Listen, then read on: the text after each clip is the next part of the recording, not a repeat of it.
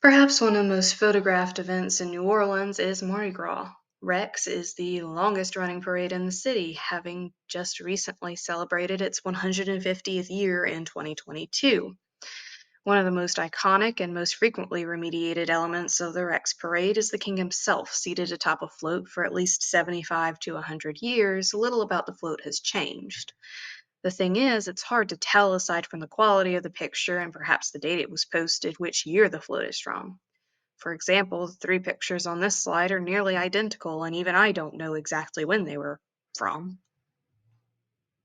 Similarly, the king and queen in their throne room have changed little, aside from the technology capturing their photos. They dress relatively the same, although the later pictures shown here feature them standing rather than sitting. The only reason I know which dates these are from is because, number one, it looks like around the 1920s, but they were listed in the actual articles that I got them from. So 1920s-ish, 1950s-ish, and 2020s-ish. Overall, the general purpose of the parade hasn't changed much. Photography, however, constantly changes and remediates the same images and scenes every year.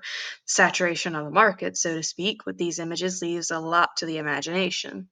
Rex is a massive and comparatively ancient parade, so the tiny snippets featured on Google Images leaves a lot out. The Halloween parade Crew of Boo hasn't quite suffered the same fate as Rex, as it is relatively new. But even this too gets oversaturated with similar or the same photographs and other artworks like their logo until the viewer has no choice but to believe that these few elements are all there is. Like Rex, it's effective in advertising the glitz and glamour of the event in order to draw tourists into the city. You can't look at that picture of St. Louis Cathedral and not think Disney World. Also, one could argue that parades like Rex and the photographs in newspapers and magazines, or even the attendance of the parades by the organizers, was the inspiration for Crew of Boo. But what doesn't photography capture properly? Photographs on Google are carefully curated by the media and city officials to capture the best instances of these parade. Other instances, such as the aftermath or accidents or horrendous traffic conditions, are largely lost in the recesses of the internet. I had to deliberately try several searches like litter and traffic in New Orleans to get pictures, and you can even still see that a lot of the good still pops up, like the pictures of floats or the Indian parades. Similarly, their origins are lost with photography. Shown here at the top is the alleged inspiration for the Catholic tradition of Mardi Gras, the fertility festival Lupernalia. The festival's origin as a Catholic event is hinted at by Rex with the bull. It's known as the Bough Gras, or fat cow, which is a callback to when Catholics would fatten a cow to eat on the eve of Ash Wednesday and prepare for Lent. You wouldn't know that unless you researched it like I did, though. Another core element of New Orleans is its weather. A large hurricane can affect everything, even Mardi Gras, which starts months after hurricane season ends. And as we all know, Hurricane Katrina was one of the most devastating hurricanes to hit in history, with an impact so powerful that Mardi Gras season was severely affected. It did bring the normal tourist crowds, and many New Orleanians were still displaced months later, in addition to the physical damage still seen in the city to homes, buildings, and roads. But when Katrina's photographed, there are still those aspects of photography that McLuhan mentions regarding the capturing of a single instance.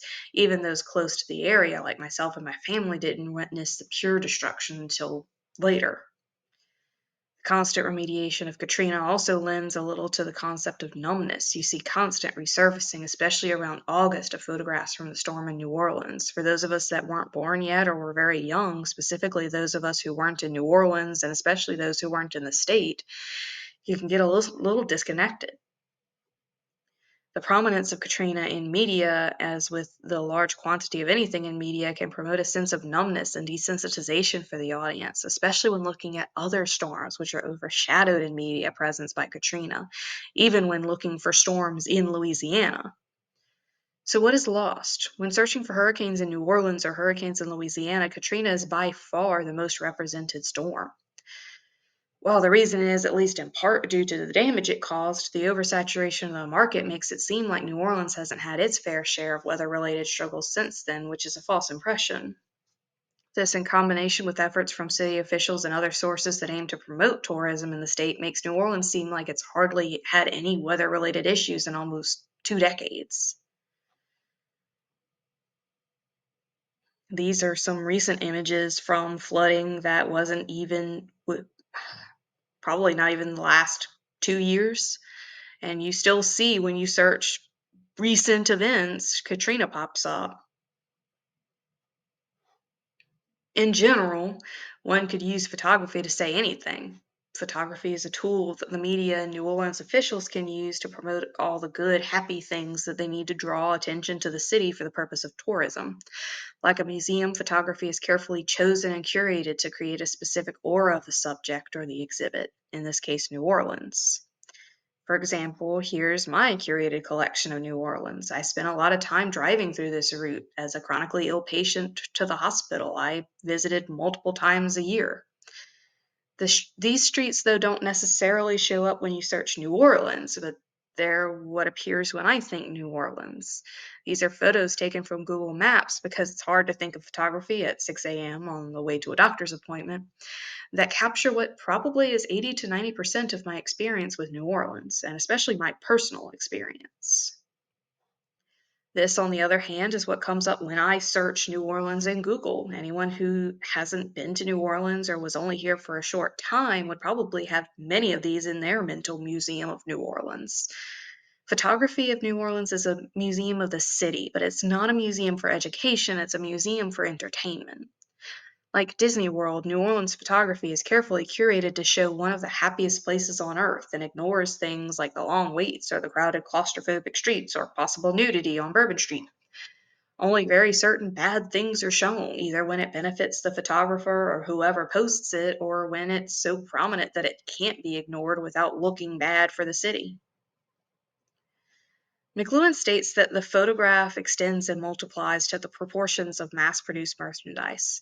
A mass produced photo, like we've seen here, extends the subject beyond New Orleans.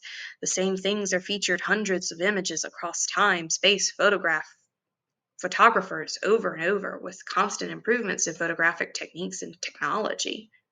In most cases, the photograph is hypermediate. You recognize you're not there.